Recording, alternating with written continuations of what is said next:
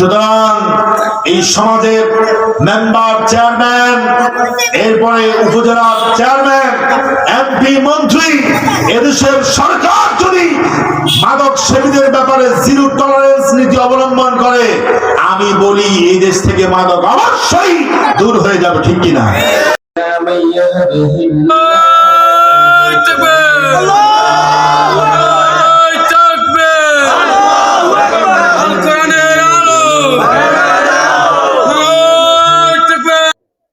أي فلن تجد له وليا مرشدا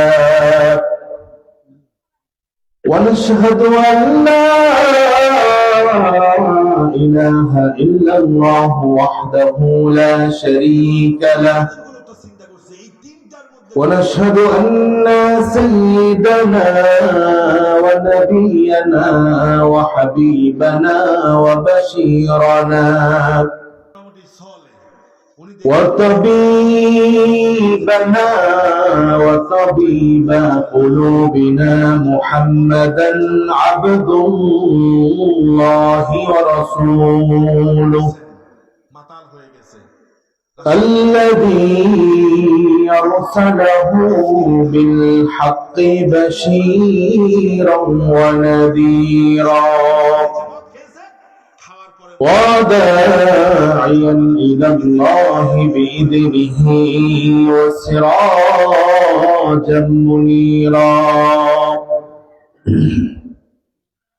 أما بعد فقد قال الله تعالى في كلامه المجيد وفرقان الحميد أعوذ بالله من الشيطان الرجيم بسم الله الرحمن الرحيم إنما يريد الشيطان أن يوقع بينكم العداوة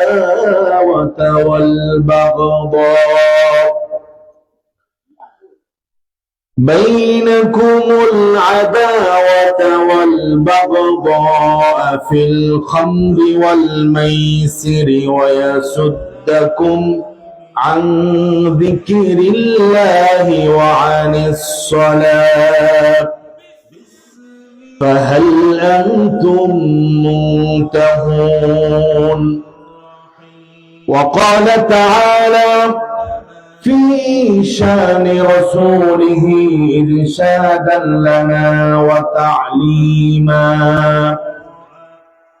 إن الله وملائكته يصلون على النبي يا أيها الذين آمنوا صلوا عليه وسلموا تسليما اللهم صل على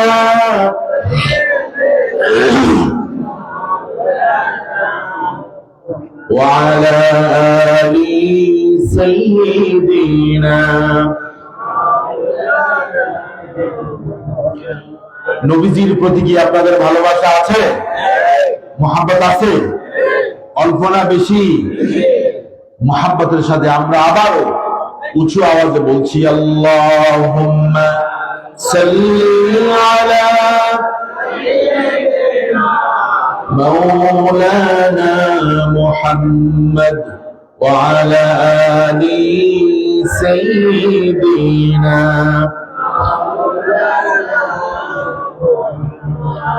মন আমার কাঁদে রে, দিল আমার কাঁদে রে, যেতে সোনার মদিনা। আপনাদের মন কি কাঁদে? মন আমার কাঁদে রে, দিল আমার কাঁদে রে, যেতে সোনার মদিনা। যে মদিনা ধন্য হলো যে মদিনা ধন্য হলো প্রিয় নবীর ঠিকানা। আল্লাহুম্মা সাল্লি আলা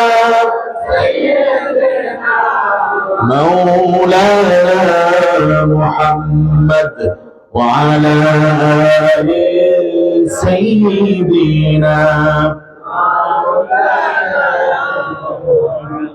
بلغ العلا بكماله كشف الدجى بجماله حسنت جميع خصاله صلوا عليه। ওই সাধারণ কোন জায়গা না, এটা হচ্ছে জান্নাতের বাগান।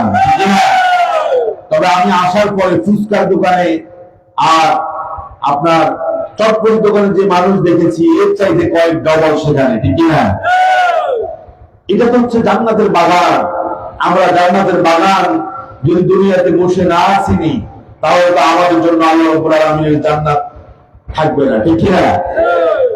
أعوذ بالله من الشيطان الرجيم بسم الله الرحمن الرحيم إنما يريد الشيطان أن يوقع بينكم العداوة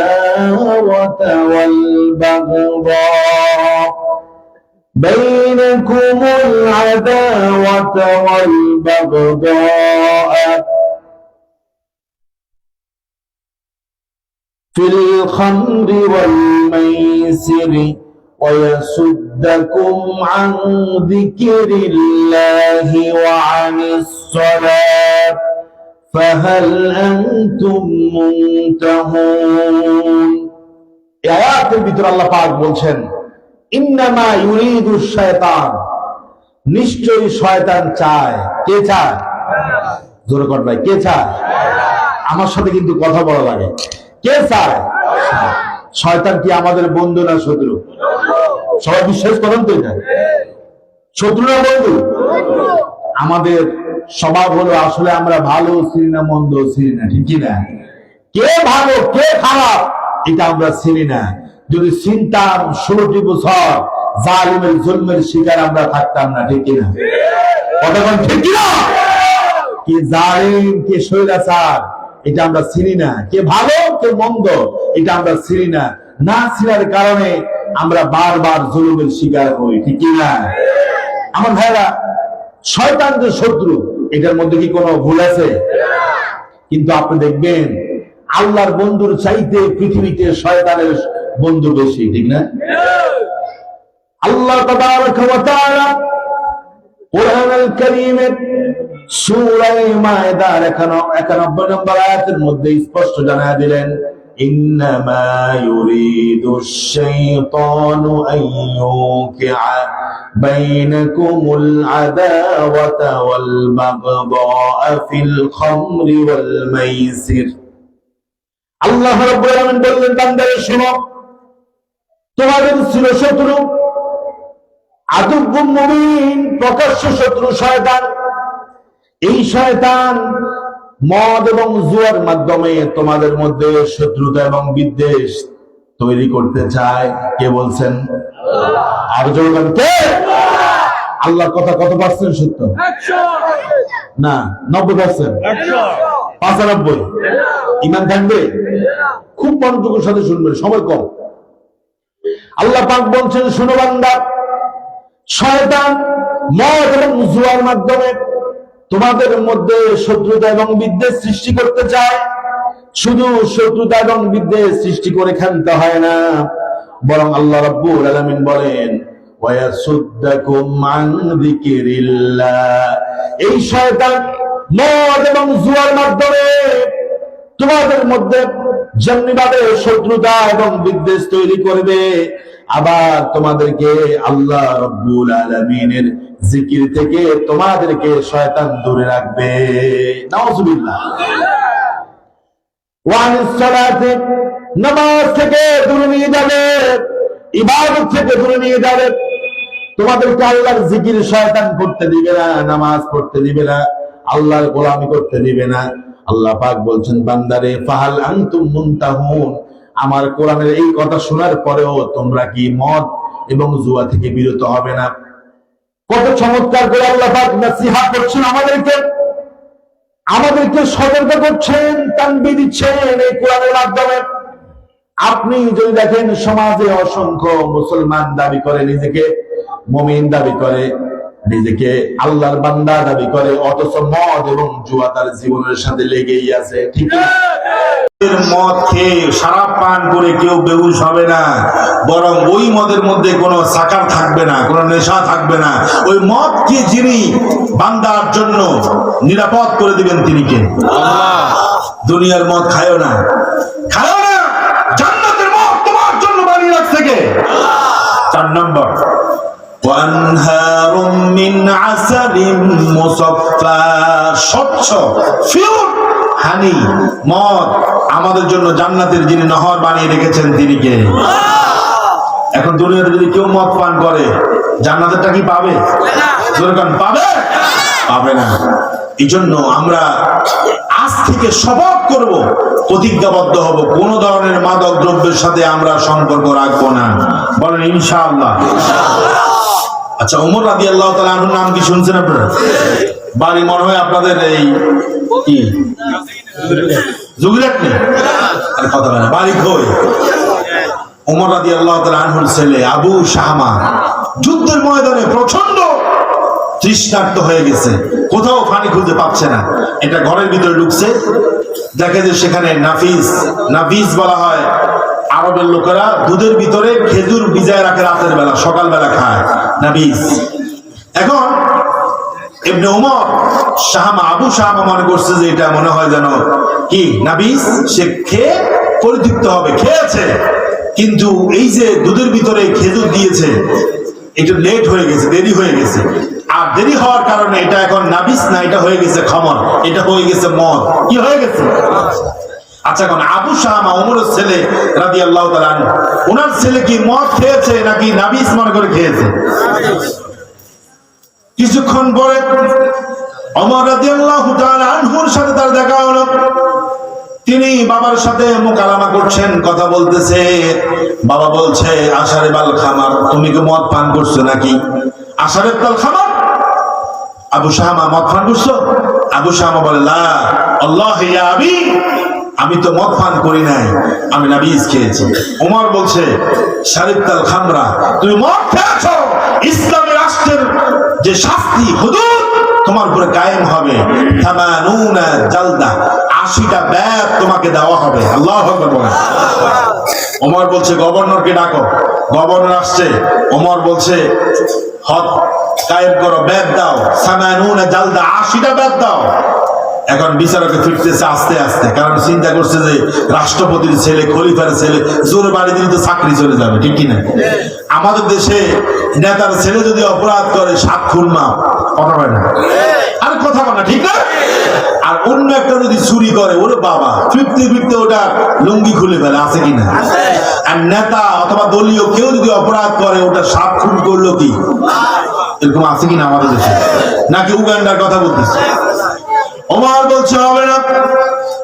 নিজের হাতে বেত দিলেন, 50টি বেত দিলেন। কোন কোন বর্ণনার মধ্যে এসেছে 50 বেতের পরে আবু শামা দুনিয়া থেকে বিদায় হয়েছে। বাকি বেতগুলো তিনি কবরের মধ্যে দিয়ে এই কথা পুরো বিশ্ববাসীকে জানিয়ে দিলেন, শোনো, আমি ওমর নিজের ছেলে মদ পান করেছে, ইচ্ছাই হোক অনিচ্ছাই হোক, আমি নিজে আমার ছেলেকে আমি ছাড় দেই না। আল্লাহু আকবার। সুতরাং এই সমাজের মেম্বার, চেয়ারম্যান, এরপরে উপজেলার চেয়ারম্যান, এমপি, মন্ত্রী, এদেশের সরকার যদি মাদক সেবীদের ব্যাপারে 0 টলারেন্স নীতি অবলম্বন করে, আমি বলি এই দেশ থেকে মাদক অবশ্যই দূর হয়ে যাবে, ঠিক কিনা? কক্সবাজার একটা ছিল ইয়াবা বৌদি, কি না? আর কথা বলে না, কি বৌদি? ইয়াবা বৌদি, ইয়াবা সম্রাট। এই চাচা তিনি মাদক বর্ডার ক্রস করে বার্মা থেকে বিভিন্ন দেশ থেকে আনতো, ওনারে প্রশাসনের লোকেরা গ্রেফতার করতো না, করতো কারে? ওই সদমিয়া কদমিয়া 3 পিস 4 পিস বিক্রি করতেছে খুচরা, এদেরকে ধরে। ঠিক কি না কর? আচ্ছা কোন রাঘব মুয়াদ্দেরকে না ধরে যদি সদু আর কদুরে ধরে, মাদক কি বাদ হবে? আরে কথা বল, বাদ হবে? কক্সবাজার সকরিয়া থেকে আমি 2019 সালে বাসে করে আসতেছি মাহফিল করে, এসি বাস, ঘুমাইতেছি। আমার ঘুম আসছে, প্রচন্ড ঘুম। কিছুক্ষণ পর আমি টের পাইছি গাড়ির মধ্যে শোরগোল হয়েছে। আমি উঠে দাঁড়ায় গেছি, কি হইতেছে? একজন বলছে, হুজুর এই পুলিশকে ইনফরমেশন দেওয়া হয়েছে এই বাসের মধ্যে 30 পিস ইয়াবা আছে, পুলিশ আমাদের গাড়ি খোঁজ করছে, পায় নাই। তো আমি বললাম যে কই, আমার তো তালাশি করে নাই। ড্রাইভার বলতেছে আপনাকে ছাড়া সবারই তালাশ করছে। আল্লাহু আকবার। উনি দেখছে যে এত বড় টুপি, এত বড় জুব্বা, এই হুজুরের কাছে কি ইয়াবা পাওয়া যায়? হ্যাঁ, এরপরে আমাকে তল্লাশি করে নাই, বাকি সবারই করছে, পরে পায় নাই, আমাদের পিছনের গাড়িতে পাইছে। দেখেন, আমি তো বলি এই যে 30 পিস ইয়াবা রাতের বেলা নিয়ে উঠছে, এটা এই ইনফরমেশন কে দিছে? নিশ্চয়ই যে বিক্রি করছে ডিলার, সেই বলছে যে 30 পিস ওর কাছে বিক্রি করছি, 1 নম্বর গাড়িতে উঠছে, ইনফরমেশন দিয়ে দিছে। ঠিক কিনা? এইসব নাটকবাজি বহু চলছে। আমি বলি এখন সময় সুযোগ এসেছে, আগামী নেতৃত্বে আসবে এই দেশ থেকে ইয়াবাকে কবর দিতে হবে। ঠিক কিনা? যারা তাদের নির্বাচনী ইশতেহারের মধ্যে রাখবে এদেশে ইয়াবা থাকবে না, মাদক থাকবে না, কোন রকম মাদক দ্রব্য আমরা অনুমোদন করব না, অ্যাপ্রুভ করব না, তাদেরকে আমরা সমর্থন দেব। ঠিক কিনা? আলহামদুলিল্লাহ সমর্থনে এগিয়ে আছে যারা, তাদের প্রতিনিধি আমাদের এখানে আছে। আমাদের এই সমাজের প্রতিনিধি আমাদের ওমর ফারুক ভাই সহ অনেক গণ্যমান্য ব্যক্তি এখানে আছে। আমরা মসজিদের খতিব যদি বলে ইয়াবা সেবন যারা করবে, ইয়াবার সাথে যুক্ত যারা হবে, এদের জানাজা হবে না, দেখবেন যে আস্তে আস্তে সব শুরু হবে। ঠিক কিনা? এবার আসেন জুয়া। জুয়া তো আমাদের এই সমাজে নাই, আর কথা কেন? ওই যে আলোচনা শুরুতে বলছি না, মুনাজাত ধরে আছে কিনা? আহা, কি জবাব দিবা আল্লাহর কাছে?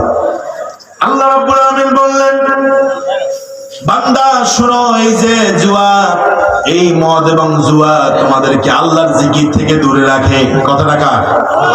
এই দুই একজন উঠতেছে কেন ভাই? আমি কি আমার নিজের কথা বলতেছি? উঠতেছে কেন? হয়তো ডায়াবেটিস আছে, আবার আসবে। ঠিক কিনা বলেন?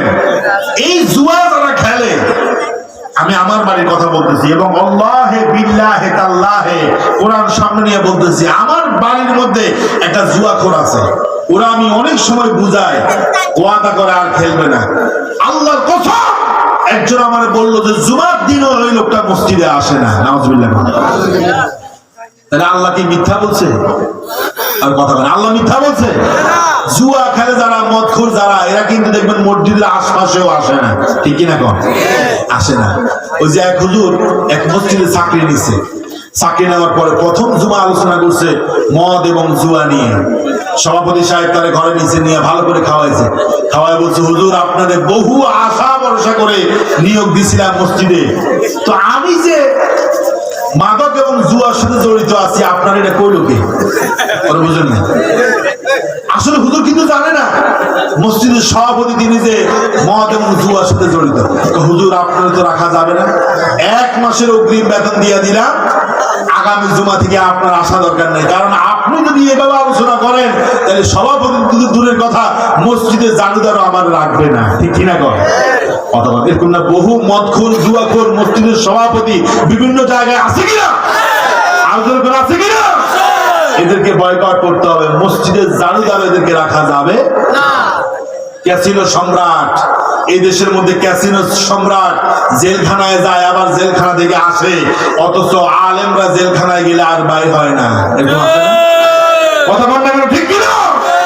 আলেমদের হাতের মধ্যে হ্যান্ডকাপ, পায়ের মধ্যে ডান্ডা বেরি পরিয়েছে না, জিল্লাতির সাথে আল্লাহ তাদেরকে অপমান করেছে। ঠিক কিনা? আমি বলতে চাই, এই মদখোর জুয়ারি যারা আছে, তারা মেহেরবানি করে মন খারাপ করবেন না, কারণ কোরআন হচ্ছে মেডিসিন। আপনার গায়ের মধ্যে ক্ষত, এখন ডাক্তারে বলছে ক্ষতর মধ্যে যদি আপনি মেডিসিন লাগান ক্ষত ভালো হবে। মেডিসিন যদি ক্ষতর মধ্যে না লাগান তাইলে কিন্তু রোগ ভালো হবে না। ঠিক কিনা? এখন আমরা কই হুজুর আপনি এমন ভাবে কথা বলেন যাতে কারো গায়ে না লাগে। এখন আমরা যদি নামাজ সম্পর্কে বলি বেনামাজির হুজুর আম করে কইছে, সুদের বিরুদ্ধে বললে সুদখোররা বেজার হয়, হুজুর কি আনলাম একটা মনে করছি ভালো ওয়াজ করবে, উনি এমন ওয়াজ করছে আমার গায়ে লাগছে, ঠিক কিনা? যেই ওয়াজে করি সেই ওয়াজে অনেকের গায়ে লাগে। আমরা আমল করার চেষ্টা করব, মনে কষ্ট নেব না, কারণ কোরআন হচ্ছে কিতাবুল হেদায়া, হেদায়াতের কিতাব, হুদাল লিল মুত্তাকিন, মুত্তাকিনদের কিতাব। এই কোরআন যদি মানতে পারি হেদায়াত দিবেন কে? আর একমাত্র পথ হচ্ছে কোরআন। কোরআনের পথ ছাড়া অন্য কোন পথে শান্তি। আল কোরআনের পথ, এই পথই আসল পথ। আল কোরআনের পথ, এই পথই আসল পথ। অন্য পথে অন্য মতে নেই যে রহমত, ঠিক কিনা? এই জন্য আল্লাহ পাক বলছেন মদ জুয়া এটা ওয়াসুদ্দাকুম আন যিকরিল্লাহ, মদ এবং জুয়া এটা আমার জিকির থেকে দূরে রাখে। আচ্ছা বলেন, যেটা মদ খায় ওটা কি আল্লাহ জিকির করে? জিকির মানে কি? জিকির শব্দের অনেক অর্থ আছে। জিকির শব্দের এক অর্থ হলো কোরআন তেলাওয়াত। বলেন কি? কোরআন। ওমান আ'রাদা আন যিকরি, আল্লাহ পাক বলছে ওমান আ'রাদা আন যিকরি ফাইন্না লাহু মাঈশাতান দানকা। এখানে জিকির মানে কোরআন। আল্লাহ পাক বলছে যে আমার জিকির থেকে, আই আল কোরআন, আমার কোরআন থেকে যে দূরে থাকে আমি তার জীবনকে সংকীর্ণ করে দিব। জিকির শব্দের আরেকটা অর্থ হচ্ছে নসিহত। বলেন জিকির শব্দের আরেকটা অর্থ কি? যেমন রাসূলকে আল্লাহ পাক বলছেন ফাযাক্কির ইন্নামা আনতা মুযাক্কির, হে রাসূল আপনি মানুষকে জিকির করেন মানে নসিহত করেন। আমি তো আপনাকে নসিহত করার জন্যই পাঠিয়েছি।